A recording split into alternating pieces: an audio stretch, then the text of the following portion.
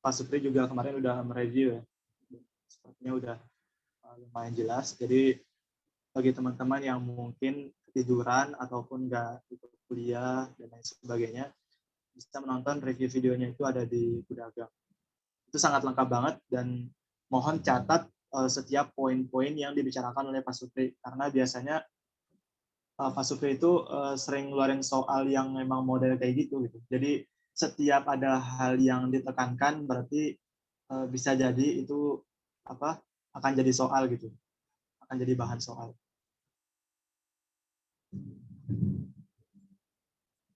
Nah, sebelum saya masuk untuk membahas lebih ke soal nantinya untuk yang transistor ini, saya di sini sudah mencatat beberapa poin yang mungkin juga teman-teman bisa catat sekarang.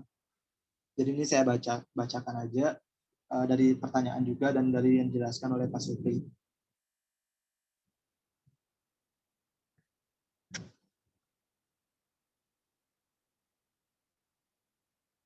Nah, jadi pertanyaan di sini adalah ini pertanyaan dari mahasiswa juga kemarin. Kenapa sih tahanan dalam itu selalu ada pada suatu instrumen atau alat ukur? Nah, ini saya coba jelaskan. Teman-teman kalau masih ingat ini, buku Bentley, itu Principle of Measurement kalau nggak salah judulnya itu. Nah, jadi teman-teman coba lihat yang ini. Jadi kalau misalkan teman-teman perhatikan dalam suatu alat ukur, ketika kita membuat suatu alat ukur, maka akan ada beberapa komponen, yang mana misalkan di sini seperti termokouple misalkan ya.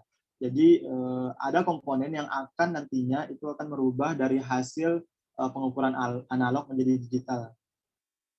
Nah, misalkan di sini ada termokouple misalkan komponennya ya, kemudian ada amplifier dan indikator. Nah, setiap komponen-komponen ini untuk nantinya akan dihasilkan suatu hasil ukur, hasil pengukuran, setiap komponen ini itu memiliki nilai error, atau kalau misalkan kita lebih kenalnya itu sebagai nilai ketidakpastian ya. Nah, nilai error ini itu didapatkan dari mana? Yaitu dari kalau kata Pak Supri kemarin itu dari hasil dari material bahan yang digunakan dalam suatu komponen tersebut. Misalkan termokouple, misalkan dia menggunakan bahan gelas misalkan. Ya itu errornya dari situ gitu. Nah, error ini itu berasal dari hambatan dalam ya, atau kita sebutnya itu sebagai Z biasanya itu, impedansi. Nah, terus pengaruhnya apa ke dalam pengukuran? Ya, kalau ada hambatan dalam, maka nantinya ini itu akan mempengaruhi hasil pengukuran. Kalau misalkan suatu termokouple ini, misalkan dia mengukur 5 derajat Celcius misalkan, tetapi karena adanya hambatan dalam, maka bisa jadi hasil pengukuran ini akan berubah sehingga nantinya tidak akurat.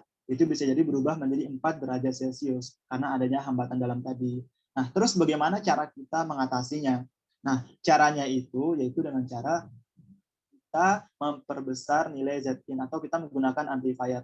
Yang mana di amplifier ini nantinya itu ada yang namanya itu Zin ya. Nanti kita coba lihat pengaruhnya seperti apa ketika dalam suatu rumus. Jadi pada intinya kita menggunakan amplifier, yang mana di amplifier ini itu ada Zin, dan nilai Zin ini harus kita perbesar sebesar mungkin agar nilai nanti Zin ini itu agar nilai Vin yang akan masuk ke amplifier ini, ke transistor ini nanti bisa mendekati nilai Vg. Seperti itu. Nah, jadi kalau misalkan teman-teman nanya misalkan nih Vg, Vin itu yang mana sih gitu. Nah, Vg itu adalah kalau di sini Vg itu adalah nilai keluaran dari termokouple. Nilai tegangan output dari termokouple. Nah, kemudian Vn-nya yang mana? Ya, Vn itu sebenarnya nilai yang masuk ke amplifier atau tegangan input yang masuk ke amplifier. Seperti itu. Oke, terus kemarin juga ada poin yang selanjutnya itu tentang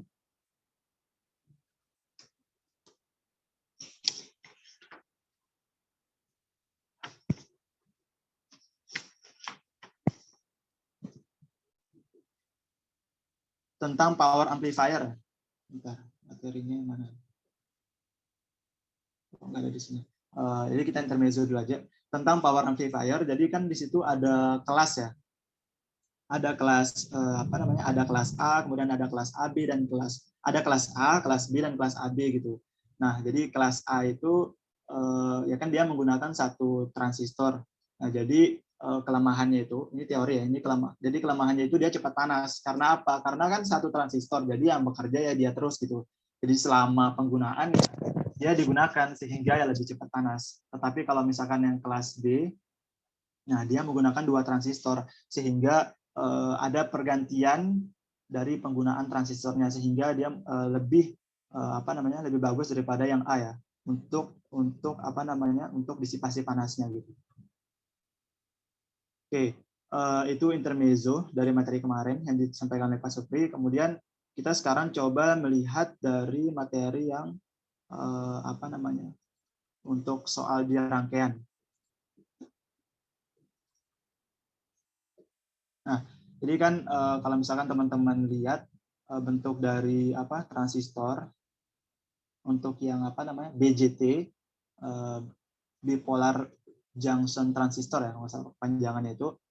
Nah, dulu pas saya belajar elektronika industri, karena kemarin saya itu nggak terlalu banyak belajar ya, jadi cara ngedapetin nilai A itu ya copas semua yang dijelaskan oleh dosen gitu. Karena kemarin kalau nggak salah Ibu Ayu. Nah, jadi apa yang dijelaskan itu urutan pengerjaannya itu saya hafal gitu. Nah, jadi saya waktu itu tuh belum benar-benar memahami gitu. Nah, jadi mungkin bisa dicoba, tapi sebenarnya tidak disarankan. Lebih baik di itu ya, maksudnya lebih baik dipahami gitu. Nah, tapi kalau misalkan ada soal seperti ini adalah soal umum, apa bentuk rangkaian umum dari sebuah BJT. Nah, rangkaiannya itu seperti ini. Kalau misalkan teman-teman pengen lebih mudah memahaminya, teman-teman coba baca dari awal materi dari basic transistor itu bakalan lebih mudah memahami ini nanti. Jadi silakan baca sendiri aja. Nah, langkah pertama yaitu kita di sini kan ada dua analisis ya, ada analisis AC sama DC. Nah, jadi yang pertama kita lakukan adalah analisis AC. Nah, ketika analisis AC yang dilakukan, maka akan ada beberapa kondisi yang akan terjadi gitu. Jadi yang pertama itu di sini semua sumber DC menjadi 0 di sini. Sumber DC yang mana? Teman-teman tahu kan sumber DC yang mana? Ini sumber DC, ini VCC. Kemudian sumber AC itu yang ini. Nah, jadi yang pertama kondisinya itu sumber DC menjadi 0, kemudian semua kapasitor jadi short. Teman-teman tahu alasannya, itu pernah dijelaskan juga sama Pak Supri, silakan nonton reviewnya. Semua kapasitor jadi short, ini kapasitornya 1, 2, 3. Kemudian selanjutnya kita dapat menentukan nilai impedansi input atau Z in base di sini. Kemudian selanjutnya kita dapat membuat rangkaian pengganti AC. Nah, kita coba lihat di sini sekarang. Ini sebenarnya lebih ke penurunan rumus di sini. Tetapi bentuk rangkaiannya teman-teman bisa lihat. Jadi silakan lihat perubahan rangkaiannya dari sini. Nah, jadi lihat di sini DC-nya jadi 0 ya. Ini 0, kemudian kapasitornya itu jadi short, jadi sini langsung nyambung ke sini. Ini juga langsung nyambung, ini juga langsung nyambung. Jadi bentuk rangkaian itu berubah menjadi seperti ini.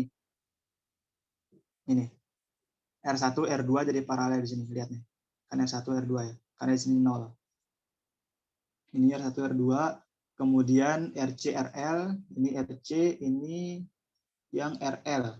Ini kan hilang nih. Ini RC, ini RL. Oke. Nah, ini yang tersisa. Lalu kemudian kita menyederhanakannya, R1, R2 itu menjadi paralel, yaitu R1, 2 ditulis di sini, kemudian RC, RL juga bisa disederhanakan menjadi paralel, yaitu menjadi RC, rangkaian di sini.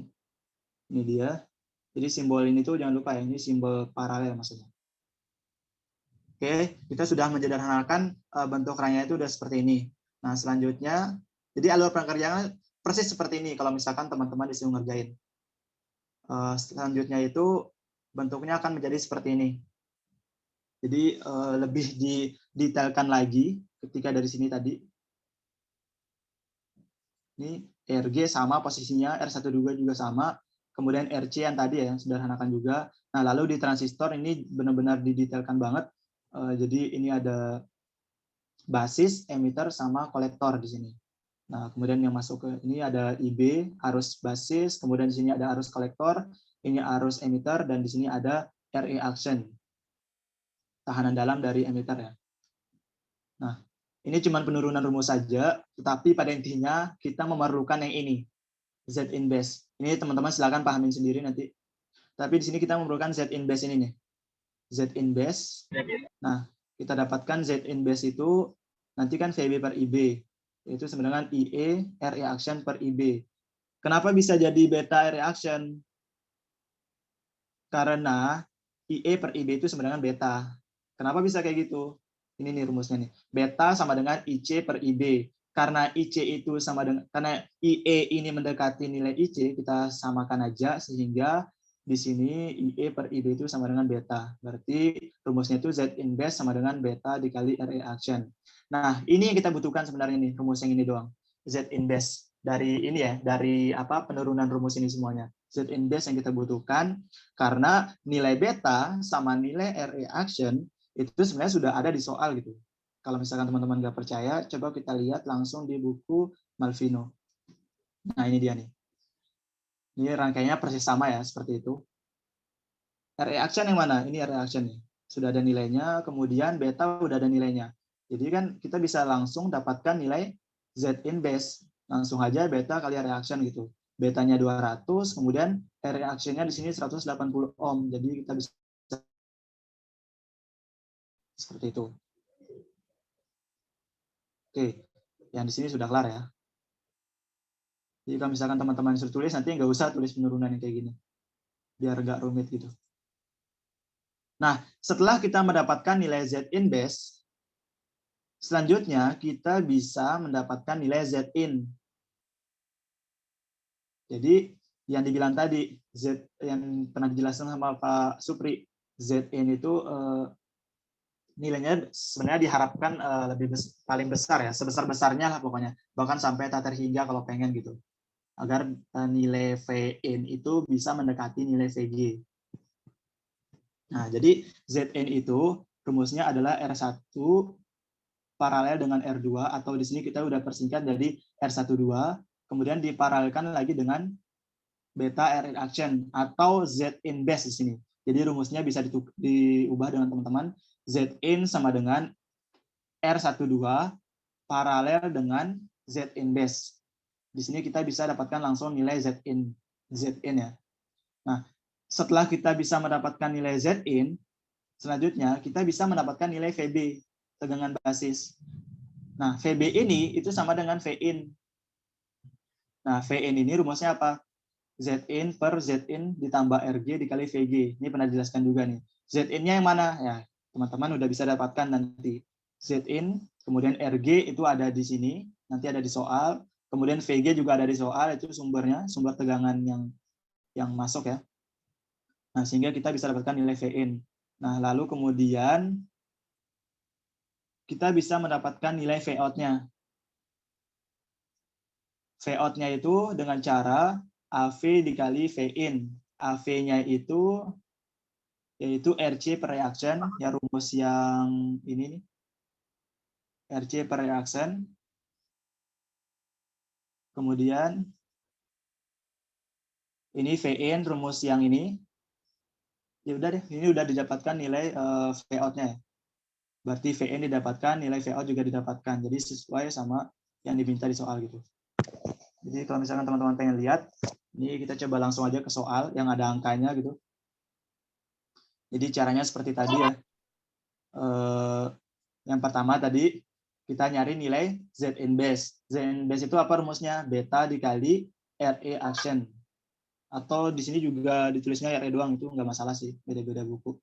Jadi betanya itu dari soal itu 200, kemudian si RE action-nya itu sebesar 180 ohm. Jadi didapatkan nilai Z in base-nya itu sebesar 36 kilo ohm. Nah, selanjutnya kita bisa mendapatkan nilai Z in, atau di sini tulisnya itu Z in stage ya. Z in rumusnya itu R12 yang tadi ya, yang sudah disederhanakan ini R12, ini diparalelkan dulu jadi R12 nanti. R1 atau R1 paralel R2 paralel dengan Z in base. Z in base yang ini nih. Jadi Z in didapatkan nilainya 1,71 kilo ohm. Kemudian selanjutnya kita bisa dapatkan nilai V in. V in apa rumusnya? V in itu sama dengan Z in per Z in per ini itu yang 600 itu yang RG ya. V in sama dengan Z in per RG ditambah Z in dikali dengan VG. Nah, dikali dengan VG berarti didapatkan V in sama dengan 37 mV. Kemudian selanjutnya kita bisa dapatkan nilai voltage gain-nya, ini AV, itu rumusnya sama dengan RC per RE. Atau RE aksen sama aja. RC-nya itu 2,65 kilo ohm. Tahu kan RC dari mana? RC itu yang ini tadi nih. Yang teman-teman sudah sederhanakan. Nah, yang ini nih. RC itu adalah nilai paralel dari RC yang besar, R yang besar ini dengan RL. Jadi RC sudah didapatkan, kemudian RE-nya juga ada dari soal yang ini. Sehingga kita bisa dapatkan nilai AV atau voltage gain-nya, nilai penguatan maksudnya. Sehingga di sini nggak ada satuan nih, karena berapa besar sih penguatannya gitu. Ini sebenarnya udah dari praktikum juga nih. Kemudian yang terakhir kita bisa dapatkan nilai tegangan output-nya. Nah, jadi ini tegangan output-nya, rumusnya yang tadi yaitu AV dikali V in. AV-nya sudah dapat 14,7, kemudian V in-nya itu 37 mV, sehingga nilai akhirnya itu sebesar 544 mV. Seperti itu, guys. Ini teman-teman bisa lihat perubahannya, V in-nya itu 37 menjadi 544 mV. Yaitu gunanya atau fungsi dari sebuah amplifier untuk memperbesar nilai tegangan output dari nilai input yang kecil gitu. Oke, itu sederhananya ya dari soal paling umum sebuah BJT gitu. Nah, kalau misalkan teman-teman pengen tahu lebih lanjut, di sini sudah jelas banget penjelasannya. Silakan teman-teman baca sendiri di buku Malvino. Karena kemarin kan kalau nggak salah itu Pak Supri bilang kalau nggak salah open book ya. Kalau misalkan open book ya bersyukurlah, tetapi teman-teman tetap harus menguasai materinya juga gitu, agar mempermudah nanti kalau misalkan teman-teman baca buku. Sampai sini ada pertanyaan nggak?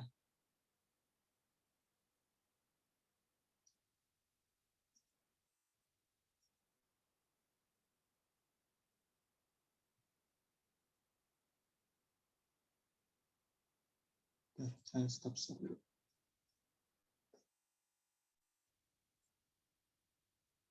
Gimana guys? Udah paham atau gimana?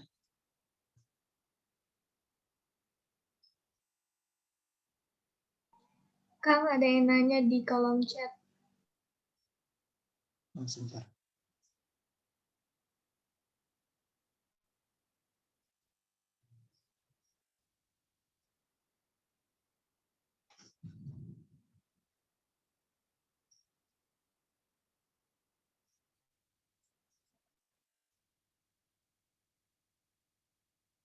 Oke, ada yang nanya nih, VG-nya kan itu sumber AC katanya. Nah, yang dipakainya itu tegangan efektif atau tegangan max kan.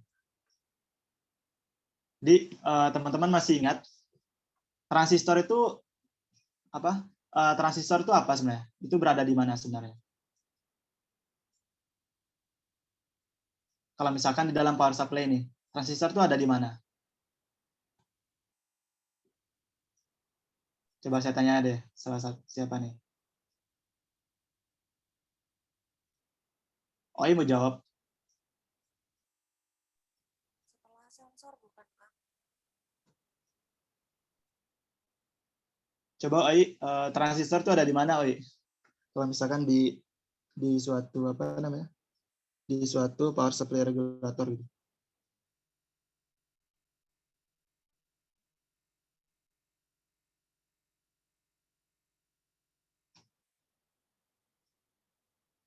Ini gak ada respon ya.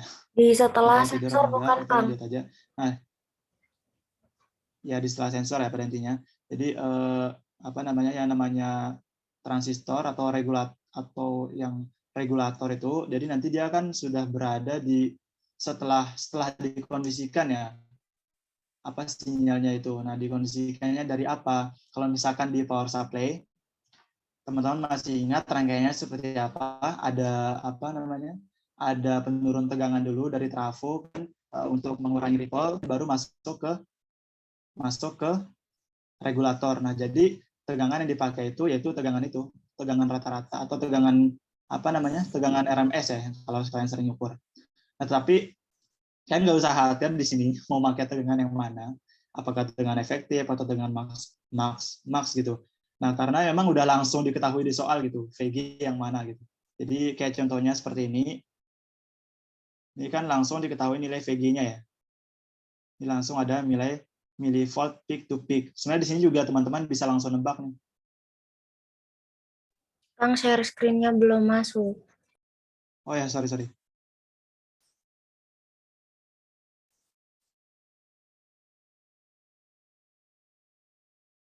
Oke, ini nih.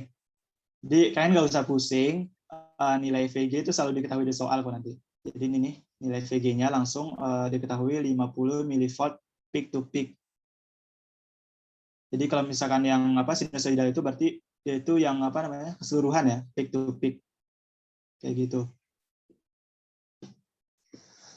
Ada pertanyaan lagi nggak?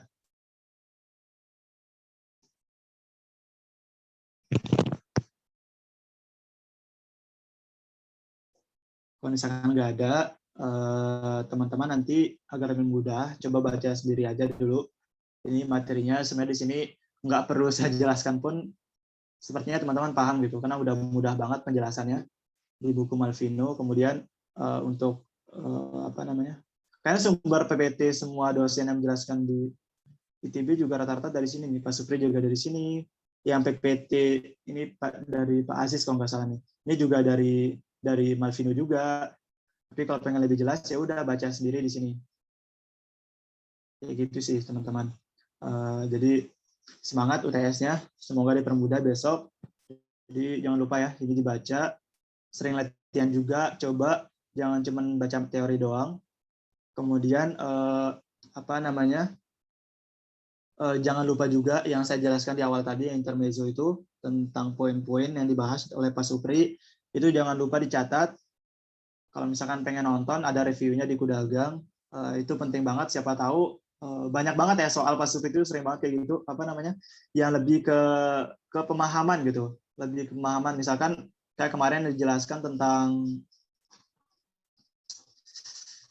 ini terakhir ya, jelaskan tentang apa namanya, tentang regulator yang mana sih?